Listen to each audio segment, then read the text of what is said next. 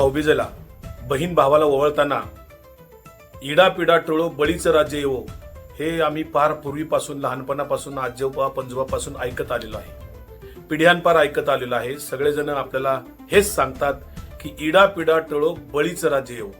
पण आपल्या राज्याचे मुख्यमंत्री देवेंद्रजी फडणवीस यांनी आज ट्विट करून वामनाने बळीराजाच्या डोक्यावर पाय ठेवला आणि बळीराजा पाताळात गाडला हे चित्र ठेवून ट्विट केलेलं आहे.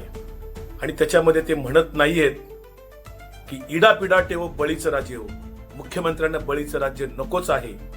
ते सनातन विचाराचे आहेत, सनातन मनुवादी विचाराचे ते असल्यामुळे त्यांना बळीच्या राज्याची निश्चितपणे अडचण आहे.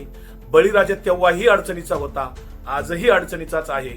खऱ्या अर्थाने बळीचं राज्य यावं असं त्यांना वाटत नाही, म्हणून आज त्यांनी ट्विट करून बलिप्रतिपदेच्या दिवाळीच्या शुभेच्छा देताना जे चित्र ट्विटरवर त्यांनी टाकलेलं आहे त्यांच्या सोशल मीडियामध्ये, ते चित्र अतिशय संतापजनक आहे.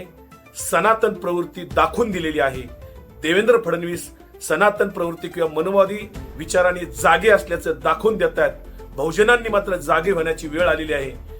देवेंद्र फडणवीसांचा मी निषेध करतो आणि आम्ही म्हणत राहणार, इडापिडा टळो बळीचं राज्य येवो. आजचा बळी म्हणजे भारताचं संविधान, संविधानाचं राज्य येवो म्हणजेच बळीचं राज्य येवो असं म्हणायला हरकत नाही.